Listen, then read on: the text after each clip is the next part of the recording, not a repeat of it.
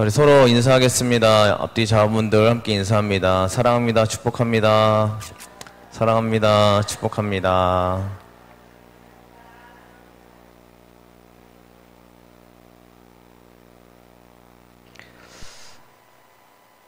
우리 삶을 소위 인생길이다라고 이야기합니다. 길이 있다는 거죠. 그래서 인생을 여정이라고 이야기하기도 하고 또 인생을 잘 살아가야 된다라는 이야기들을 많이 하고 듣습니다. 그러니까 인생의 길이 분명히 있는 것은 우리 조상들 또 우리들의 지혜인 것 같습니다. 그래서 여정이 있는 거고 길이 있는 거죠. 그러면 우리가 길을 알면 길을 잘 찾아가면 되는데 인생길의 길을 찾기란 굉장히 어려운 것 같습니다. 당장 한 치 앞도 모르는 우리들이 어떻게 인생길을 찾아 걸어갈 수 있을까라는 문제입니다. 우리 가운데 정말 갈급한 기도 제목 가운데 하나가 뭐냐면 축복의 길로 걸어가고 싶은 것이겠죠. 내 인생이 하나님이 기뻐하시는 길로 이끌어주시는 그 은혜가 있기를 간절히 간구합니다.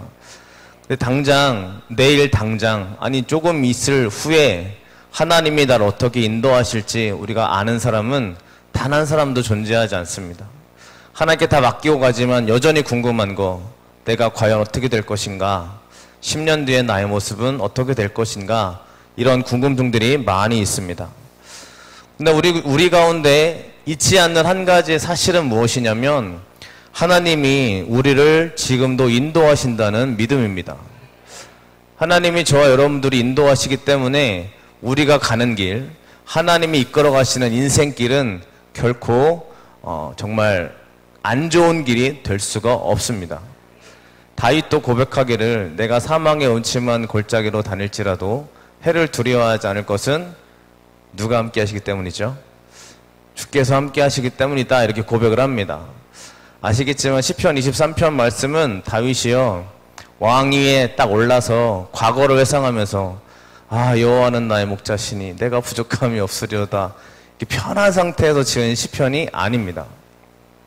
한참 쫓겨다닐 때 광야 한복판에서 죽음의 위기 순간에 편안할 때 지은 시가 아니라 죽음 위기 가운데 여호와는 나의 목자시니 내가 부족함이 없으리로다 라는 시편 23편의 말씀을 시편으로 적는 거죠. 따라서 시편 23편은 편안하게 읽을 수 없는 그러한 말씀입니다. 즉 이 시편 23편에 나타나 있는 다윗의 고백은 누가 봐도 평안하잖아요. 주께서 나에게 인도하십니다 라는 평안함이 묻어있지만 실제 그의 삶은 전혀 편안하지 않았다는 것입니다. 그래서 사망의 음침한 골짜기는요 그냥 상상으로 그래 내가 사망의 음침한 골짜기에 있었어도 하나님이 도와주시겠지 이렇게 상상으로 지은 것이 아니고요 실제 다윗이 사망의 음침한 골짜기를 걷고 있는 현장이었습니다. 그럼에도 불구하고 해를 두려워하지 않을 것은 주님이 나와 함께 하심이라 라고 고백하고 있는 것입니다. 하나님이 함께 하실 때 우리의 믿음의 고백은 바로 이런 것입니다. 당장 내 앞에 사망의 음침한 골짜기를 걷고 있으나 주께서 나와 함께 하시기 때문에 우리 마음에 있는 고백은 하나님이 나와 함께 하심이라 라는 고백으로 이어지게 되는 줄로 믿습니다. 저와 여러분들의 인생길은 결코 헛된 길이 아니라는 거죠. 하나님이 저 여러분들을 인도하시는 것을 진정으로 믿으시고 나아가시기를 간절히 바랍니다. 그러면 오늘 말씀 가운데 하나님이 우리를 어떻게 이끌어 가시는지 또 우리가 어떠한 믿음의 반응을 보여야 되는지 어떠한 고백으로 나타나야 되는지를 한번 살펴보도록 하겠습니다. 오늘 말씀에 보면 하나님의 성막을 세웠을 때 구름 기둥과 불 기둥이 그 성막 위에 임재했다라고 말씀이 시작을 합니다. 전에도 한번 제가 말씀드린 적이 있는데 구름 기둥과 불 기둥은 가까이 있는 게 아니었죠. 저 멀리서 이스라엘 백성들이 멀리 보고 따라가는 그러한 것이라고 볼 수 있습니다. 왜냐하면 구름 기둥이 먼저 행했기 때문입니다. 그런데 어떠한 성경에서 찾아볼 수 없는 하나님의 강력한 그 역사하시는 구름 기둥과 불 기둥이 멀리서 가는 존재가 아니라 이스라엘 백성들에게 다가올 때가 있었는데 이스라엘 백성들의 목전 앞에서 구름으로 불로 임재하셨던 그 모습을 보면 성막 위에 하나님의 영광이 임했다라는 것을 볼 수가 있습니다. 성막을 세웠더니 멀리 계시던 하나님의 임재가 내 눈앞으로 다가오더라는 이야기입니다. 그렇다면 우리가 오늘 말씀을 보시면서 하나님도 우리 삶에서도 마찬가지라고 저는 믿습니다. 하나님은 여전히 나를 이끌어 가시는데 가끔은 하나님이 저 멀리 계시고 내가 따라가는 듯한 느낌이 들 때가 있습니다. 그럼에도 불구하고 하나님이 나에게 다가오실 때가 있는데 언제 다가오시느냐라는 겁니다. 하나님 날 이끌어 가실 때, 하나님이 다가오실 때는 오늘 말씀에서처럼 성막을 세울 때에 하나님의 역사하심이 우리에게 더 가까이 다가오게 될 줄로 믿습니다. 그럼 성막, 우리식으로 말하면 성전이라고 의미하기도 하는 이 하나님의 성막을 세운다는 의미가 무엇이냐는 거예요. 하나님이 나에게 가까이 오시려면 우리도 믿음의 성막을 세울 줄 알아야 되는데 이 성전, 성막을 세운다는 의미가 무엇이냐라는 겁니다. 여러 가지 해석이 존재합니다. 하나님의 교회를 세우려면 이러이러해야지. 하나님의 교회가 뭐 이러이러해야지. 여러 가지 해석들이 존재하는데 그것들을 저는 다 배제를 하고 오늘 이 구약 지금까지 살펴보았던 하나님의 성막에서 나타났던 일들을 한번 살펴보면서 함께 은혜를 나누려고 합니다. 구름기둥이 언제 임재하셨는지를 한번 살펴봐야 되는데 출애굽기 40장 32절과 34절 말씀에 보면 이렇게 말씀합니다. 그들이 회막에 들어갈 때와 제단에 가까이 갈 때에 씻었으니 여호와께서 모세에게 명령하신 대로 되니라. 구름이 회막에 덮이고 여호와의 영광이 성막에 충만하매. 아멘. 이렇게 기록하고 있습니다. 즉 여호와께서 모세에게 명령하신 대로 되니라 라고 난 다음에 구름이 하나님의 영광이 성막에 임하셨다라고 말씀합니다.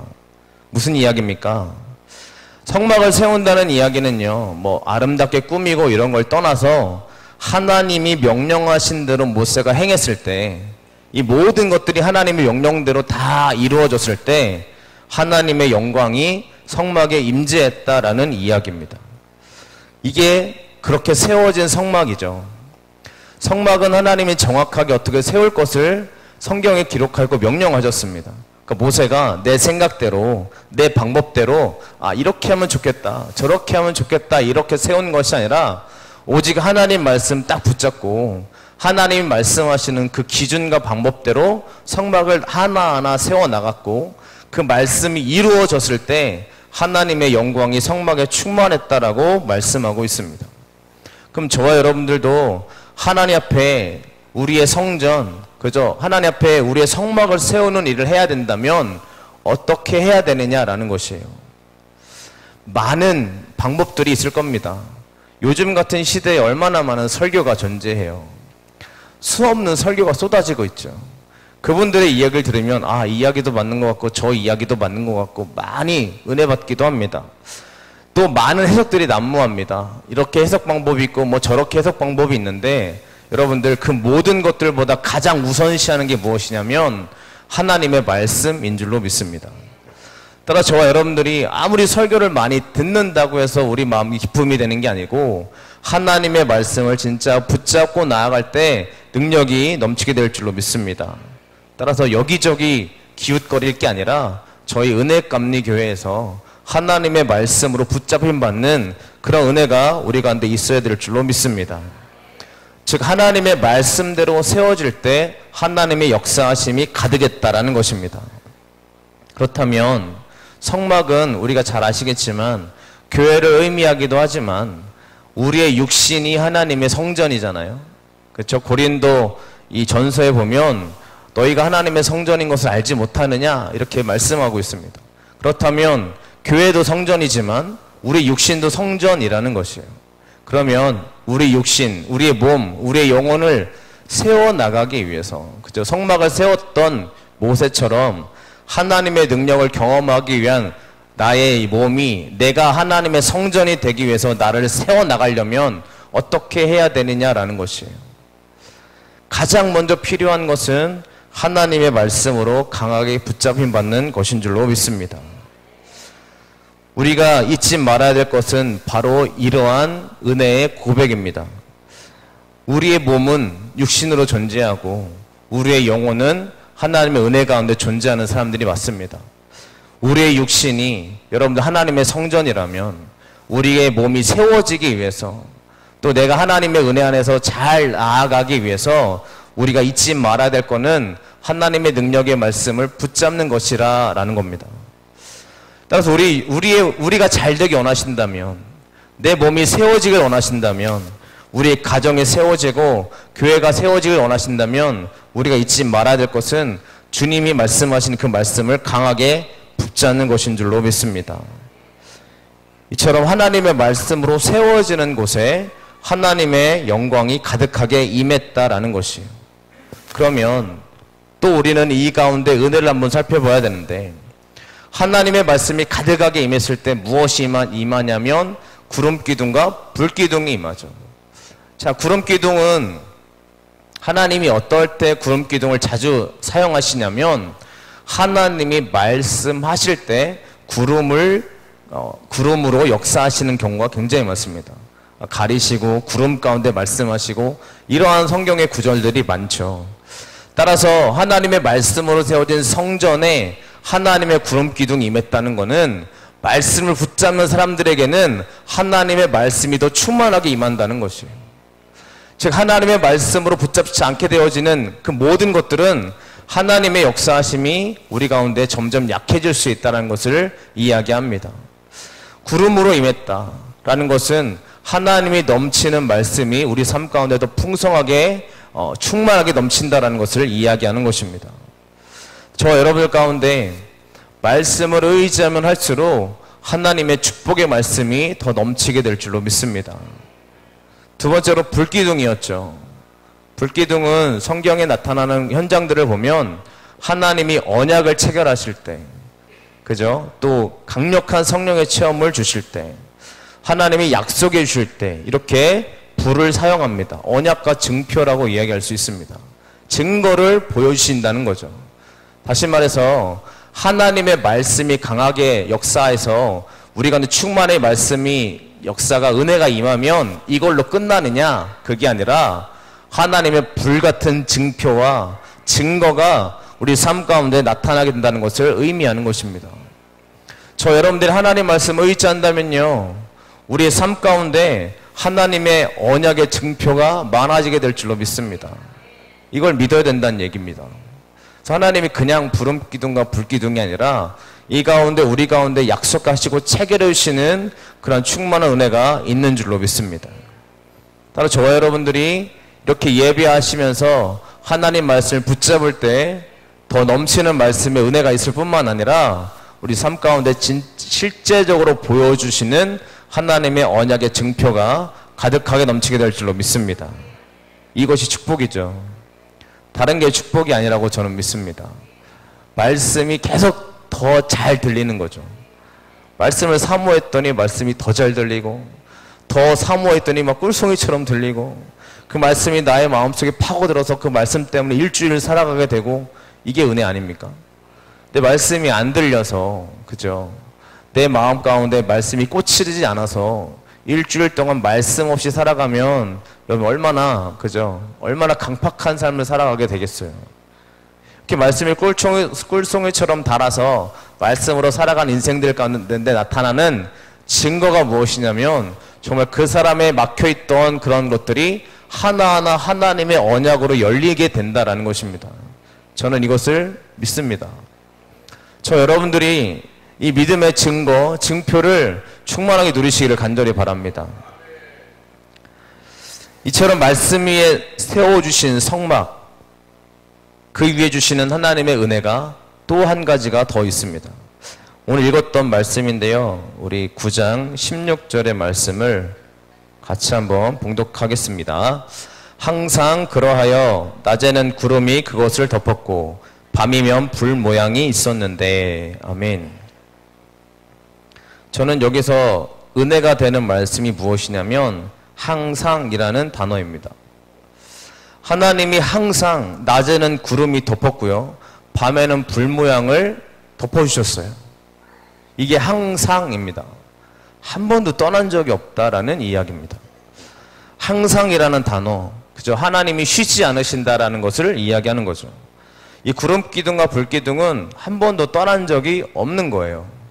이스라엘 백성들이 40년 동안 광야 생활하면서도 그들이 죄악과 엄청난 범죄 가운데 하나님 앞에 저주스러운 말을 쏟아내도 이 구름 기둥과 불 기둥이 사라지지 않았다라는 겁니다.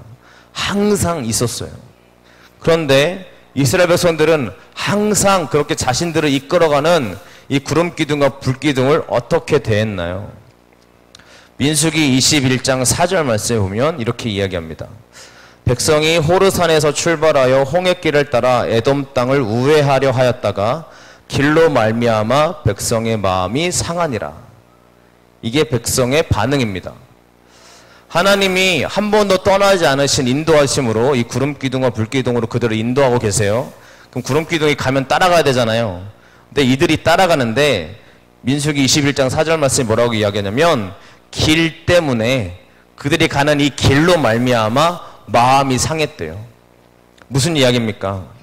하나님이 자기들을 이끌어가는 그 길이 마음에 들지가 않는 거죠.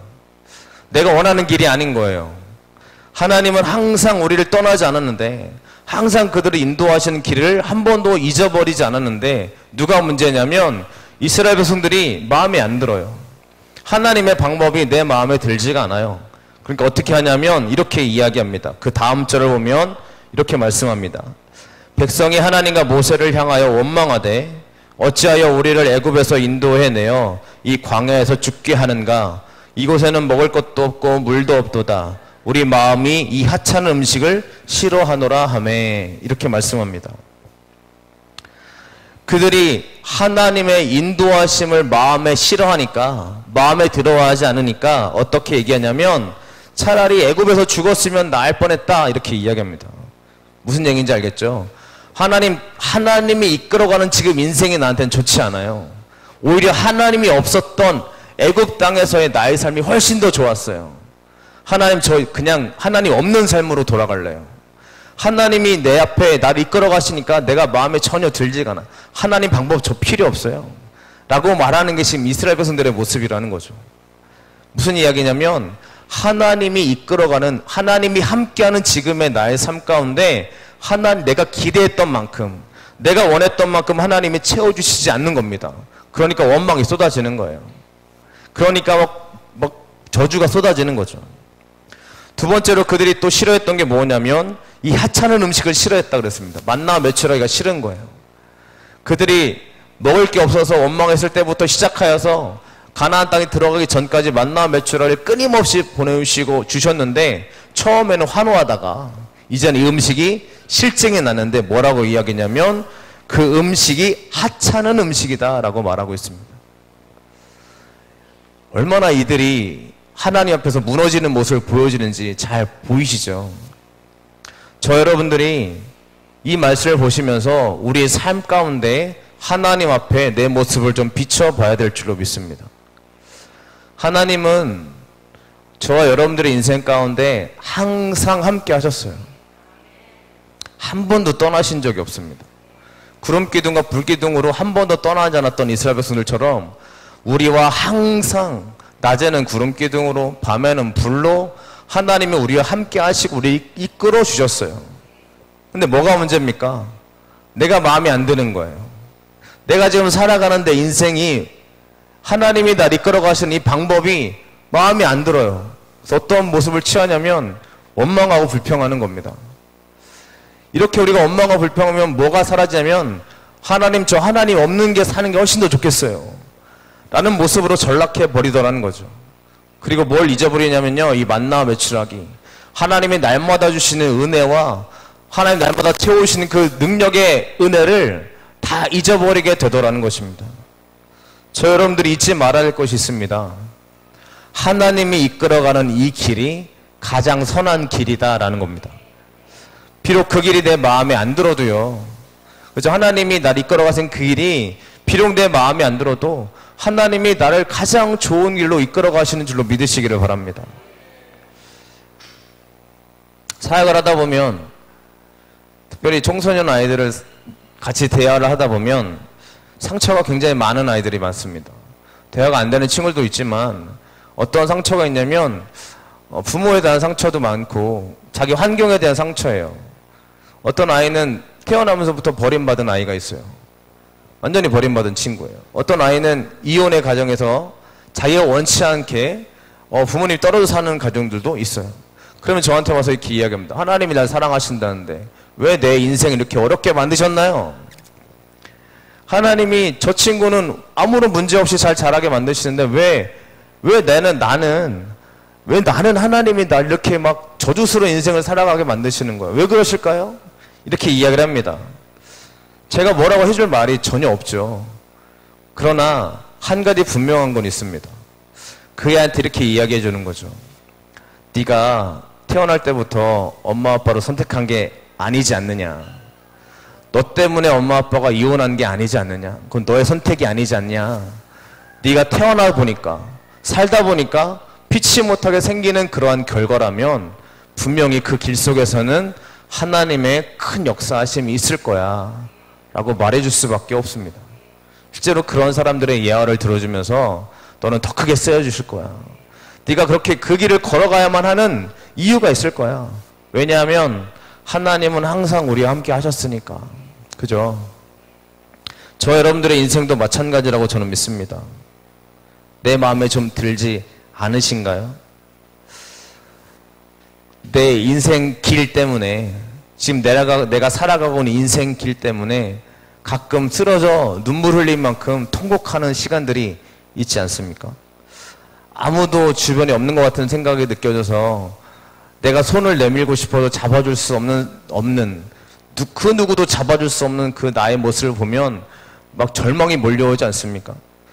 그럴 때에도 여러분 하나님은 항상 우리를 떠나지 않으셨다는 걸 잊지 않으시길 바랍니다. 여호수아와 갈렙은 안 되는 상황 속에서도 하나님이 나와 함께 하시면 하나님이 우리를 기뻐하시면 그 땅에 들어갈 수 있다라고 믿음으로 선포했습니다. 들어간 다음에 얘기한 게 아니고요. 들어가기 전에 다 안 된다고 그럴 때 아니 할 수 있어. 왜냐하면 하나님이 함께 하시면 하나님 우리를 기뻐하시면 우리는 들어갈 수 있어 라고 믿음으로 선포했을 때 실제로 그들의 믿음대로 됐죠. 저는 이게 축복이라고 믿습니다. 반대로 다른 10명의 정탐꾼은 안 된다고 했습니다. 차라리 애굽에서 죽었더라며 뭐 이렇게 이야기를 합니다. 그들의 말대로 됐습니다.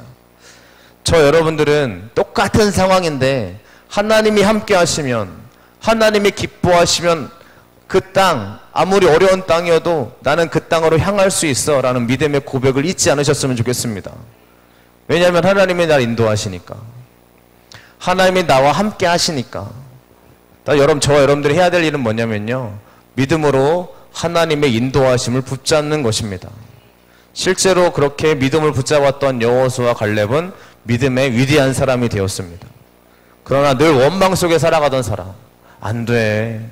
그 땅 못 들어가지. 하나님이 들어간다고 했는데 안 돼. 아무도 못 가. 엄청난 강한 민족이 거기 있어. 말도 안 되지. 이렇게 이야기하면서 늘 절망 가운데 낮아져 있는 사람들은 이상하게 더 절망으로 빠지더라는 것입니다.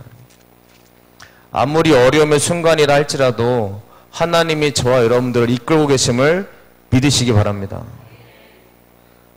아무리 광야길이다 할지라도요. 하나님이 내 인생을 이끌어 가신다는 것을 믿으시면 우리의 고백은 달라질 수 있습니다. 저 여러분들의 현실을 바라보고 낙심하지 마시고 하나님을 바라보면서 이 항상이라는 단어를 의지하십시오. 하나님은 항상 우리와 함께 하신 줄로 믿습니다. 나중에 되돌아보면 우리들의 기억이 얼마나 감사한 기억이 되는지 잘 아셔야 됩니다. 저는 사고가 크게 한번 난 적이 있습니다. 교통사고가 나서 장이 파열됐습니다. 그래서 제 배에는 거의 엄청 큰 수술 자국이 있습니다. 보여줄 수는 없고요. 수영장에서도 안 보여드리려고요, 이번에. 근데 장난이고. 네, 그래서 수술 자국이 엄청 커요.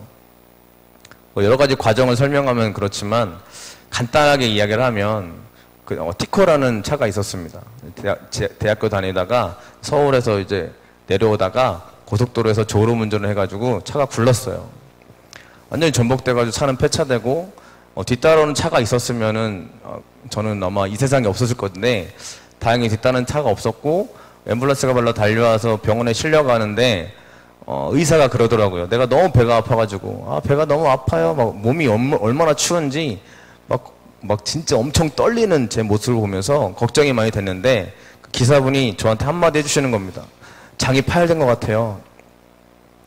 저는 걱정하고 있는데 그 기사분은 아무런 걱정 없이 장이 파열된 것 같아요. 이렇게 아무렇지도 않게 얘기하더라고요. 저는 무서워 죽겠는데 몸이 떨리고 막 이러는데 그래서 병원에 딱 들어가서 여러 가지 검사를 하는데 점점 의식이 사라지더라고요. 근데 간호사가 의식이 사라지니까 어떻게 하냐면 제 이렇게 뺨을 때리는 거예요. 뺨을 살살 때리지 않습니다. 싸대기를 날립니다. 팍 때린 다음에 자지 마세요. 자다가 일어나고 또 잠들려고 하면 또 와가지고 싸대기를 날면서 일어나라고. 얼마나 많이 맞았는지 몰라요. 그날 막 정말 그날 제가 맞은 따기를 거의 다 맞는 것 같아요. 인생의 따기를 그때 다 맞았던 것 같아요. 그게 막 의식이 사라지는 모습을 보면서 제 자신이 이러다가 정말 잘못되는 게 아닌가 하면서 이제 수술실에 들어갔다가 한 8시간 정도 수술을 하고 나왔어요. 다행히 이제 수술이 잘 되고 저는 잘 회복이 됐습니다. 제 이야기가 학교에 알려지면서 많은 후배들이 와서 기도를 해줬고 늘 수술실 그 중환자실 앞에는 릴레이 기도하는 사람들이 있어가지고 저를 위해서 시간대마다 돌아가면서 기도해주는 친구들이 많았어요.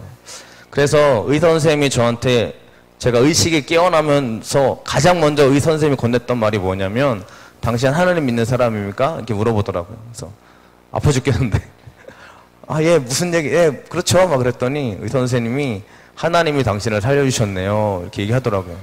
왜 그런지 하고 물어봤더니 당신이 수술하고 난 다음부터 계속 애들이 와가지고 기도해줬다고. 그 모습을 보면서 당신이 깨어나면 하나님이 살려주신 거라고 내가 그렇게 생각이 되겠다고 이렇게 얘기를 하시는 거예요. 너무 감사했습니다. 점점 회복이 되어지면서 이제 제 모습은 점점 좋아졌고 정말 회복이 빠르게 돼서 좀 빠르게 퇴원을 하게 됐습니다. 퇴원하기 전에 제가 6주 정도 입원해 있었는데 한 3주, 4주 됐을 때 병원 밥이 너무 싫어서 외식을 좀 하고 싶어가지고 의사 선생님한테 물어봤어요. 선생님, 저 밖에 나가서 외식을 좀 해도 되지 않겠습니까? 그랬더니 의사 선생님이 그렇게 하라고. 그래서 이제 다 나은 줄 알았는데 수술해 보신 분이 있을지 모르겠지만 엄청나게 많이 찢으면은 스탬플러를 박습니다. 병원용 스탬플러를 박아서 좀 이렇게 로봇 같아요. 이렇게 스탬플러 심을 나중에 빼요. 이렇게 쑥쑥 빼요. 핀셋으로 한꺼번에 빼는 게 아니라 몇 개 빼고 또 며칠 지난 다음에 몇 개 빼고 이렇습니다. 의사 인턴이 빼주는데 어쨌든 인턴은 웃으면서 빼지만 전 아프지만 이렇게 웃으면서 빼주더라고요. 그래서 다 빼진 않았고 어느 정도 뺀 다음에 이제 밥을 먹으러 갔죠. 가족끼리 밥을 먹으러 가서 아버지가 뭐 먹고 싶냐고 그래서 삼겹살이 너무 먹고 싶었어요. 삼겹살을 너무 먹고 싶어가지고 삼겹살을 좀 사주세요 그랬습니다. 삼겹살을 한참 먹고 있는데 제가 수술했기 때문에 늘 배가 따끔따끔 아프거든요. 이 스탬플러가 바뀌었기 때문에 밥 먹을 때 늘 그랬어요. 근데 이번에도 밥을 먹는데 또 배가 아픈 거예요. 늘 있던 현상이니까 그런가 보다 했습니다. 엄청 먹었어요. 많이 먹었죠. 그 다음에 병원에 갔는데 좀 배가 상태가 계속 따끔거리고 안 좋아서 이 붕대를 감고 이렇게 여러 가지 치료하고 있는데 그걸 열어봤더니 피가 이렇게 묻어 있는 거예요. 그래가지고 의사 선생님을 불렀더니 의사 선생님 모셔가지고 보니까 제 배가 터진 거예요. 찢어진 거예요. 스탬플러 박아놓은 데가 이렇게 찢어가지고 벌어졌어요. 많이 벌어진 건 아니고 배가 터진 거죠. 의사 선생님이 저한테 하시는 말씀이 뭐냐면 미련하게 배가 터질 때까지 먹으면 어떡하냐고. 배 터지게 먹으면 어떡하냐고 그러시더라고요. 그래서 그 얘기를 듣고 그때 정말 웃었어요. 왜냐면 우리가 얘기하잖아. 배 터지게 먹었어 막 이러잖아요. 저는 진짜 배가 터지게 먹어본 사람이에요. 그래가지고 그때 의사 선생님이 뭐라고 말씀하셨냐면 다시는 그러지 말라고. 정말 위험한 거니까 감염될 수도 있으니까 적당히 드시라고 얘기하시면서 그랬어요. 그때는 막 되게 심각했는데 나중에 돌이켜서 이때를 생각하면 늘 웃겨요. 늘 재밌어요. 그래가지고 이 얘기를 하면 늘 웃으세요. 저는 아팠던 기억인데. 그러니까 왜 이 길이 나한테 필요했냐. 그죠? 전혀 필요 없는 현장이잖아요. 뭐 꼭 사고가 있어야 되나요? 뭐 수술이 있어야, 뭐 배가 터질 때까지 내가 먹어봤었어야 되나요? 전혀 필요 없는 인생길인데, 신기하게 그때는 막 걱정스러운 일이었지만 나중에 돌이켜보니까 다 같이 웃을 수 있는, 그저 마음이 열리는, 그저 하나님의 은혜를 또 나눌 수 있는, 그저 이러한 이야기가 되더라는 것입니다. 저 여러분들 가운데 필요 없는 인생이 있는 것 같죠. 필요 없는 과정이 있는 것 같습니다. 그런데 돌이켜보면 그것도 하나님의 은혜였음을 믿으시기 바랍니다. 우리 아이들이 필요 없는 인생길을 걷고 있는 것 같죠. 우리 아이들의 모습을 보면 아, 왜 제가 저럴까 싶었지만 그 길을 통해서 하나님의 은혜가 넘치게 될 줄로 믿습니다. 필요 없는 건 없다라고 말씀을 드리고 싶은 겁니다. 그래서 물론 과거의 죄악된 모습으로 돌아가라는 얘기가 아니라 그런 모습이 있었기 때문에 내가 하나님께로 나올 수 있는 길이 열렸다는 것을 우리가 믿으시기를 바랍니다. 우리가 이처럼 하나님의 인도하심, 항상 나를 인도하셨다는 것을 잊지 않고 나아갈 때 우리의 믿음의 고백은 늘 하나님 앞에 나아가야 될 줄로 믿습니다. 오늘 22절 말씀에 보면 이렇게 이야기합니다. 이틀이든지 한 달이든지 1년이든지 구름이 성막 위에 머물러 있을 동안에는 이스라엘 자손이 진영에 머물고 행진하지 아니하다가 떠오르면 행진하였으니 이렇게 말씀합니다. 자, 이틀이든지 한 달이든지 그죠? 1년이든지 머물러 있으면 행진하지 않았다라는 것입니다. 하나님의 인도하심을 철저히 신뢰했다라는 이야기입니다. 하나님이 왜 이처럼 오랜 기간을 이스라엘 백성들을 돌리시느냐. 신명기 8장 2절에 보니까 내 하나님 여호와께서 이 40년 동안에 내게 광야길을 걷게 하신 것을 기억하라. 이는 너를 낮추시며 너를 시험하사 내 마음이 어떠한지 그 명령을 지키는지 지키지 않는지 알려 하심이라. 이렇게 말씀합니다. 광야길을 돌렸던 이유 중에 첫 번째는 낮추시기 위해서, 두 번째는 명령을 지키는지 안 지키는지 알기 위해서 하나님이 그렇게 말씀하시고 있습니다. 그렇다면 우리가 광야길을 걷고 있는 인생이라면 그 길 가운데 하나님이 원하시는 게 무엇이냐면 낮아지고 하나님 말씀대로 행하는 것이다 라는 겁니다. 낮아진다는 건 겸손을 의미하죠. 하나님은 교만한 사람을 두고 이렇게 명령하십니다. 목이 곧은 백성들아 라고 이야기하십니다.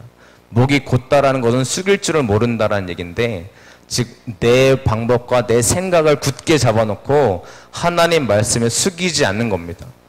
그래서 낮아진다, 겸손한다는 이야기는 내 생각을 이제 내려놓고 하나님 말씀으로 나아가는 게 겸손이라는 것입니다.